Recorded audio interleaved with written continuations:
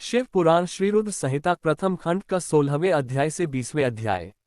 शिव पुराण श्री रुद्र संहिता प्रथम खंड 16वां अध्याय। सृष्टि की उत्पत्ति। ब्रह्मा जी बोले, नारद, शब्द आदि पंचभूतों द्वारा पंचकरण करके उनके स्थूल आकाश, वायु, अग्नि, जल और पृथ्वी, पर्वत, समुद्र, वृक्ष और कला आदि से युगों और कालों की मैंने रचना की तथा और भी कई पदार्थ मैंने बनाए। उत्पत्ति और विनाश वाले पदार्थों का भी मैंने निर्माण किया है, परंतु जब इससे भी मुझे संतोष नहीं हुआ तो मैंने मां अंबा सहित भगवान शिव का ध्यान करके सृष्टि के अन्य पदार्थों की रचना की और अपने नेत्रों से मरीच को, हृदय से भृगु को, सिर से अंगिरा को, कान से मुनिश्रेष्ठ पुलह को, उदान से पुलस्त्य को, समान से वशिष्ठ को, अपान से कृतु को, दोनों कानों से अत्रि को, प्राण से दक्ष को और गोद से तुमको, छाया से कर्दम मुनि को उत्पन्न किया। सब साधनाओं के साधन धर्म को भी मैंने अपने संकल्प से प्रकट किया। मुनिश्रेष्ठ, इस तरह साधकों की रचना करके महादेव जी की कृपा से मैंने अपने को कृतार्थ माना। मेरे संकल्प से उत्पन्न धर्म मेरी आज्ञा से मानव का रूप धारण कर साधन में लग गए। इसके उपरांत मैंने अपने शरीर के विभिन्न अंगों से देवता व असुरों के रूप में अनेक पुत्रों की रचना करके उन्हें विभिन्न शरीर प्रदान किए। तत्पश्चात भगवान शिव की प्रेरणा से मैं अपने शरीर को दो भागों में विभक्त कर दो रूपों वाला हो गया। मैं आधे शरीर से पुरुष व आधे से नारी हो गया। पुरुष स्वयंभू मनु नाम से प्रसिद्ध हुए एवं उच्च कोटि के साधक कहलाए। नारी रूप से शत्रुपा नाम वाली योगिनी एवं परम तपस्विनी स्त्री उत्पन्न हुई।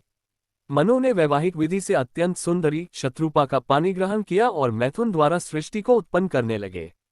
उन्होंने शत्रुपा से प्रियव्रत और उत्तानपाद नामक दो पुत्र तथा आकुति, देवहूति और प्रसूति नामक तीन पुत्रियां प्राप्त की।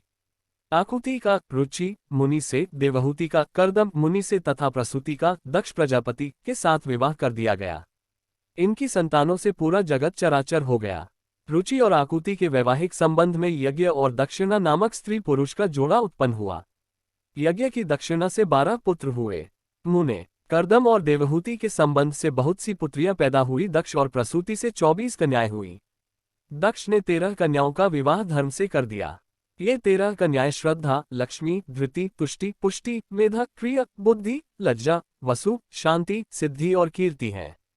अन्य 11 कन्याओं ख्याति, सती, संभूति, स्मृति, प्रीति, क्षमा, सनति, अनसूया, ऊर्जा, स्वाहा और स्वधा का विवाह भृगु, शिव, मरीचि, अंगिरा, पुलस्त्य, पुलह, क्रतु, अत्रि, वशिष्ठ, अग्नि और पितर नामक मुनियों से संपन्न हुआ। इनकी संतानों से पूरा त्रिलोक भर गया। अंबिकापति महादेव जी की आज्ञा से बहुत से प्राणी श्रेष्ठ मुनियों के रूप में उत्पन्न हुए। कल्पभेद से दक्ष की 60 कन्याएं हुई। उनमें से 10 कन्याओं का विवाह धर्म से, 27 का चंद्रमा से, 13 कन्याओं का विवाह कश्यप ऋषि से संपन्न हुआ। नारद, उन्होंने 4 कन्याएं अरिष्टनेमि को ब्याह दी। भृगु, अंगिरा और कुशाश्व से 2-2 कन्याओं का विवाह कर दिया। कश्यप ऋषि की संतानों से संपूर्ण त्रिलोक आलोकित है। देवता, ऋषि, दैत्य, वृक्ष, पक्षी, पर्वत तथा लताएं आदि कश्यप पत्नियों से पैदा हुए हैं। इस तरह भगवान शंकर की आज्ञा से ब्रह्मा जी ने पूरी सृष्टि की रचना की। सर्वव्यापी शिवजी द्वारा तपस्या के लिए प्रकट देवी, जिन्हें रुद्रदेव ने त्रिशूल के अग्रभाग पर रखकर उनकी रक्षा की, वे सती देवी ही दक्ष से प्रकट हुई थी। उन्होंने भक्तों का उद्धार करने के लिए अनेक लीलाएं की। इस प्रकार देवी शिवा ही सती के रूप में भगवान शंकर की अर्धांगिनी बनी। परंतु अपने पिता के यज्ञ में अपने पति का अपमान देखकर उन्होंने अपने शरीर को यज्ञ की अग्नि में भस्म कर दिया। देवताओं की प्रार्थना पर ही वे मां सती पार्वती के रूप में प्रकट हुईं और कठिन तपस्या करके उन्होंने पुनः भगवान भोलेनाथ को प्राप्त कर लिया। वे इस संसार में कालिका, चंडिका, भद्रा, चामुंडा, विजया, जया, जयंती, भद्राकाली, दुर्गा, भगवती, कामाख्या, कामदा, अंबा, मृदानी और सर्वमंगला आदि अनेक नामों से पूजी जाती हैं। देवी के ये नाम भोग और मोक्ष को देने वाले हैं। मुनि नारद, इस प्रकार मैंने तुम्हें सृष्टि की उत्पत्ति की कथा सुनाई है। पूरा ब्रह्मांड भगवान शिव की आज्ञा से मेरे द्वारा रचा गया है। ब्रह्मा, विष्णु और रुद्र आदि तीनों देवता उन्हीं महादेव के अंश हैं। भगवान शिव निर्गुण और सगुण हैं। वे शिवलोक में शिवा के साथ निवास करते हैं। शिव पुराण श्री रुद्र संहिता प्रथम खंड 17वां अध्याय। पापी गुणनिधि की कथा। सूत जी कहते हैं, हे ऋषियों, तत्पश्चात नारद जी ने विनयपूर्वक प्रणाम किया और उनसे पूछा, भगवान शंकर कैलाश पर कब गए और महात्मा कुबेर से उनकी मित्रता कहाँ और कैसे हुई? प्रभु शिवजी कैलाश पर क्या करते हैं? कृपा कर मुझे बताए। इसे सुनने के लिए मैं बहुत उत्सुक हूँ। ब्रह्मा जी बोले, हे नारद, मैं तुम्हें चंद्रमौली भगवान शिव के विषय में बताता हूँ। काम्पिल्य नगर में यज्ञ दत्त दीक्षित नामक एक ब्राह्मण रहते थे। जो अत्यंत प्रसिद्ध थे। वे यज्ञ विद्या में बड़े पारंगत थे। उनका गुणनिधि नामक एक 8 वर्षीय पुत्र था। उसका यज्ञोपवीत हो चुका था और वह भी बहुत सी विद्याएं जानता था, परंतु वह दुराचारी और जुआरी हो गया। वह हर वक्त खेलता कूदता रहता था तथा गाने बजाने वालों का साथी हो गया था। माता के बहुत कहने पर भी वह पिता के समीप नहीं जाता था और उनकी किसी आज्ञा को नहीं मानता था। उसके पिता घर के कार्यों तथा दीक्षा आदि देने में लगे रहते थे। जब घर पर आकर अपनी पत्नी से गुणनिधि के बारे में पूछते तो वह झूठ कह देती कि वह कहीं स्नान करने या देवताओं का पूजन करने गया है। केवल एक ही पुत्र होने कारण वह अपने पुत्र की कमियों को छुपाती रहती थी। उन्होंने अपने पुत्र का विवाह भी करा दिया। माता नित्य अपने पुत्र को समझाती थी। वह उसे ये भी समझाती थी कि तुम्हारी बुरी आदतों के बारे में तुम्हारे पिता को पता चल गया तो वे क्रोध के आवेश में हम दोनों को मार देंगे।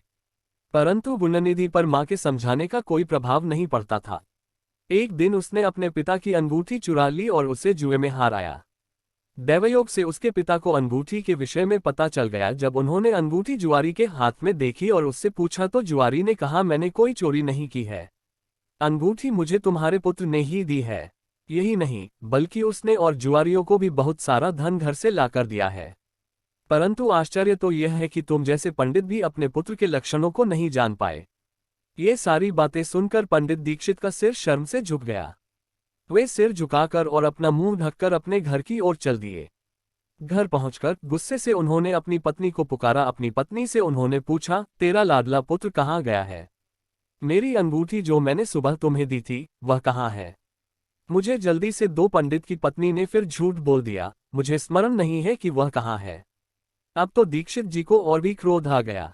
वे अपनी पत्नी से बोले, तू बड़ी सत्यवादिनी है, इसलिए मैं जब भी गुणनिधि के बारे में पूछता हूँ तब मुझे अपनी बातों से बहला देती है। ये कहकर दीक्षित जी घर के अन्य सामानों को ढूंढने लगे, किंतु उन्हें कोई वस्तु न मिली क्योंकि वे सब वस्तुएं गुणनिधि जुए में हार चुका था। क्रोध में आकर पंडित ने अपनी पत्नी और पुत्र को घर से निकाल दिया और दूसरा विवाह कर लिया। शिव पुराण श्रीरुद्र संहिता प्रथम खंड 18वां अध्याय। गुणनिधि को मोक्ष की प्राप्ति। ब्रह्मा जी बोले, हे नारद, जब ये समाचार गुणनिधि को मिला तो उसे अपने भविष्य की चिंता हुई। वह कई दिनों तक भूखा प्यासा भटकता रहा। एक दिन भूख प्यास से व्याकुल वह एक शिव मंदिर के पास बैठ गया। एक शिव भक्त अपने परिवार सहित शिव पूजन के लिए विविध सामग्री लेकर वहां आया था। उसने परिवार सहित भगवान शिव का विधि विधान से पूजन किया और नाना प्रकार के पकवान शिवलिंग पर चढ़ाए। पूजन के बाद वे लोग वहां से चले गए तो गुणनिधि ने भूख से मजबूर होकर उस भोग को से चोरी करने का विचार किया और मंदिर में चला गया। उस समय अंधेरा हो चुका था, इसलिए उसने अपने वस्त्र को जलाकर उजाला किया। यह मानो उसने भगवान शिव के सम्मुख दीप जलाकर दीपदान किया था। जैसे ही वह सब भोग उठाकर भागने लगा, उसके पैरों की धमक से लोगों को पता चल गया कि उसने मंदिर में चोरी की है। सभी उसे पकड़ने के लिए दौड़े और उसका पीछा करने लगे। नगर के लोगों ने उसे खूब मारा। उनकी मार को उसका भूखा शरीर सहन नहीं कर सका। उसके प्राण पखेरु उड़ गए। उसके कुकर्मों के कारण यमदूत उसको बांधकर ले जा रहे थे। तभी भगवान शिव के पार्षद वहां आ गए और गुणनिधि को यमदूतों के बंधनों से मुक्त करा दिया। यमदूतों ने शिवगणों को नमस्कार किया और बताया कि यह बड़ा पापी और धर्म कर्म से हीन है। यह अपने पिता का भी शत्रु है। इसने शिवजी के भोग की भी चोरी की। इसने बहुत पाप किए हैं, इसलिए ये यमलोक का अधिकारी है। इसे हमारे साथ जाने दे ताकि विभिन्न नरकों को ये भोग सके। तब शिवगणों ने उत्तर दिया कि निश्चय ही गुणनिधि ने बहुत से पाप कर्म किए हैं, परंतु इसने कुछ पुण्य कर्म भी किए हैं जो संख्या में कम होने पर भी पाप कर्मों को नष्ट करने वाले हैं। इसने रात्रि में अपने वस्त्र को फाड़कर शिवलिंग के समक्ष दीपक में बत्ती डालकर उसे जलाया और दीपदान किया। इसने अपने पिता के श्रीमुख से एवं मंदिर के बाहर बैठकर शिवगुणों को सुना है और ऐसे ही और भी अनेक धर्मकर्म इसने किए हैं। इतने दिनों तक भूखा रहकर इसने व्रत किया और शिवदर्शन तथा शिव पूजन भी अनेकों बार किया है। इसलिए ये हमारे साथ शिवलोक को जाएगा, वहां कुछ दिनों तक निवास करेगा। जब इसके संपूर्ण पापों का नाश हो जाएगा तो भगवान शिव की कृपा से यह कलिंग देश का राजा बनेगा। अतः यमदूतों, तुम अपने लोक को लौट जाओ। ये सुनकर यमदूत यमलोक को चले गए। उन्होंने यमराज को इस विषय में सूचना दे दी और यमराज ने इसको प्रसन्नतापूर्वक स्वीकार कर लिया। तत्पश्चात गुणनिधि नामक ब्राह्मण को लेकर शिवगण शिवलोक को चल दिए। कैलाश पर भगवान शिव और देवी उमा विराजमान थे। उसे उनके सामने लाया गया। गुणनिधि ने भगवान शिव उमा की चरण वंदना की और उनकी स्तुति की। उसने महादेव से अपने किए कर्मों के बारे में क्षमा याचना की। भगवान ने उसे क्षमा प्रदान कर दी।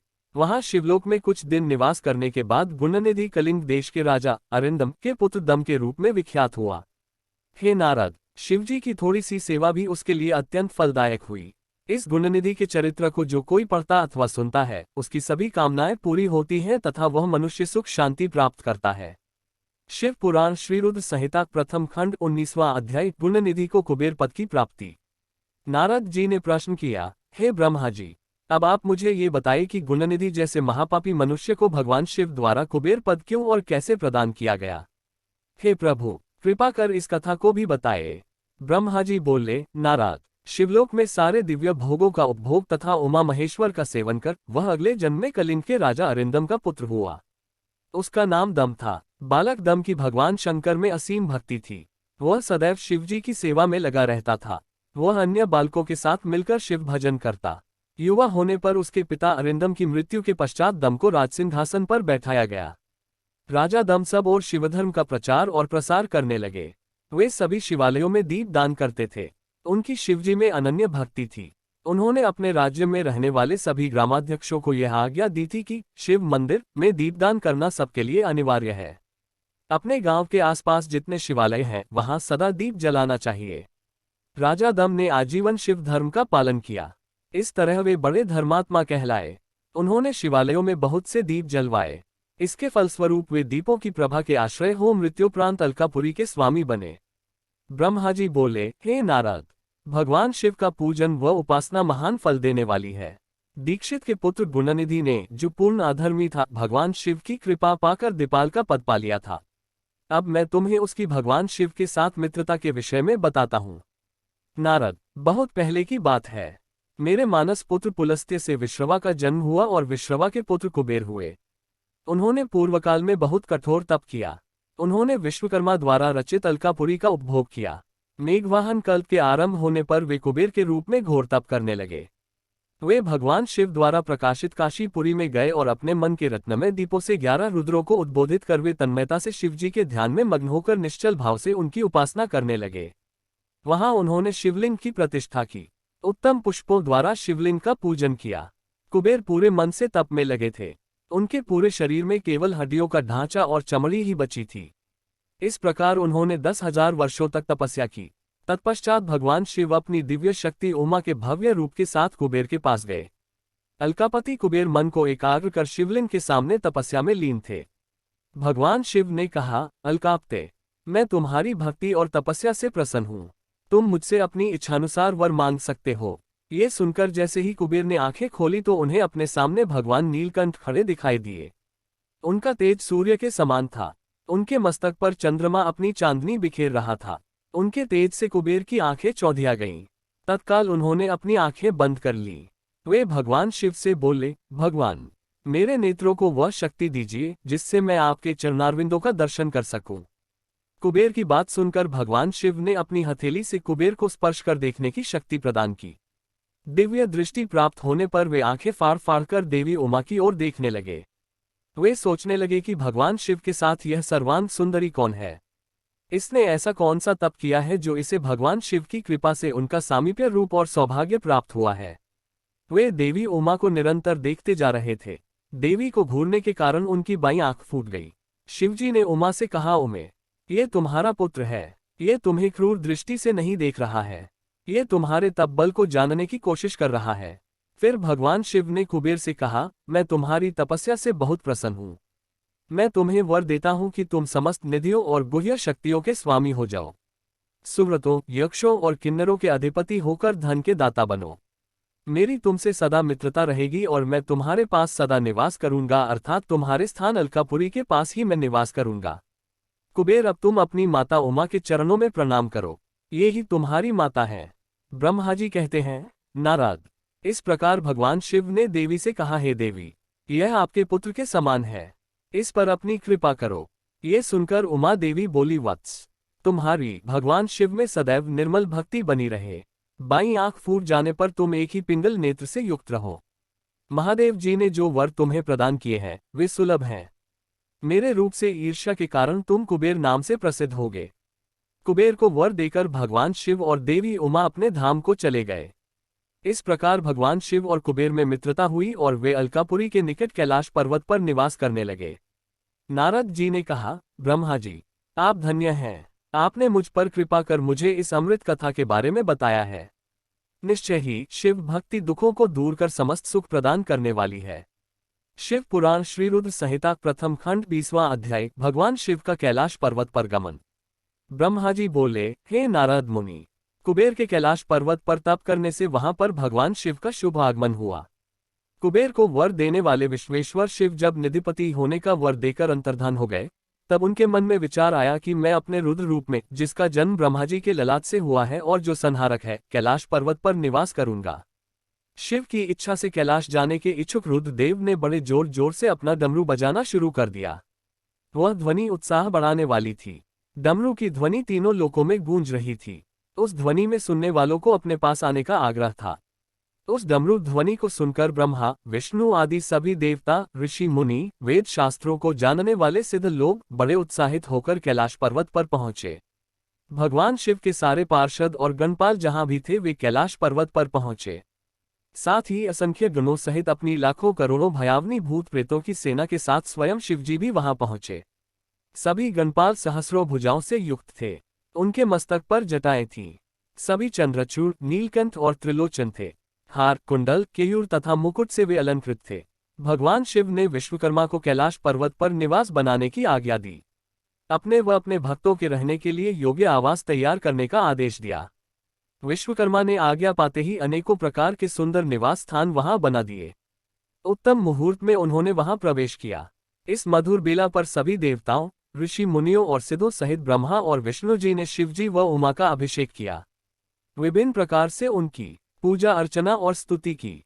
प्रभु की आरती उतारी। उस समय आकाश में फूलों की वर्षा हुई। इस समय चारों ओर भगवान शिव तथा देवी उमा की जय जयकार हो रही थी। सभी की स्तुति से प्रसन्न होकर भगवान शिव ने उन्हें उनकी इच्छा के अनुसार वरदान दिया तथा उन्हें अभीष्ट और मनोवांछित वस्तुएं भेंट की। तत्पश्चात भगवान शंकर की आज्ञा लेकर सभी देवता अपने अपने निवास को चले गए। कुबेर भी भगवान शिव की आज्ञा पाकर अपने स्थान अलकापुरी को चले गए। तत्पश्चात भगवान शंभु वहां निवास करने लगे। वे योग साधना में लीन होकर ध्यान में मग्न रहते। कुछ समय तक वहां अकेले निवास करने के बाद उन्होंने दक्ष कन्या देवी सती को पत्नी रूप में प्राप्त कर लिया। देवर्षि, अब रुद्र भगवान देवी सती के साथ वहां सुखपूर्वक विहार करने लगे। हे नारद, इस प्रकार मैंने तुम्हें भगवान शिव के रुद्र अवतार का वर्णन और उनके कैलाश पर आगमन की उत्तम कथा सुनाई है। तुम्हें शिवजी व कुबेर की मित्रता और भगवान शिव की विभिन्न लीलाओं के विषय में बताया है। उनकी भक्ति तीनों लोकों का सुख प्रदान करने वाली तथा मनोवांछित फलों को देने वाली है। इस लोक में ही नहीं परलोक में भी सद्गति प्राप्त होती है। इस कथा को जो भी मनुष्य एकाग्र होकर सुनता या पढ़ता है, वह इस लोक में सुख और भोगों को पाकर मोक्ष को प्राप्त होता है। नारद जी ने ब्रह्मा जी का धन्यवाद किया और उनकी स्तुति की। वे बोले कि प्रभु, आपने मुझे इस अमृत कथा को सुनाया है। आप महाज्ञानी हैं। आप सभी की इच्छाओं को पूर्ण करते हैं। मैं आपका आभारी हूँ। शिव चरित्र जैसा श्रेष्ठ ज्ञान आपने मुझे दिया है। हे प्रभु, मैं आपको बारंबार नमन करता हूँ। श्री रुद्र संहिता प्रथम खंड समाप्त।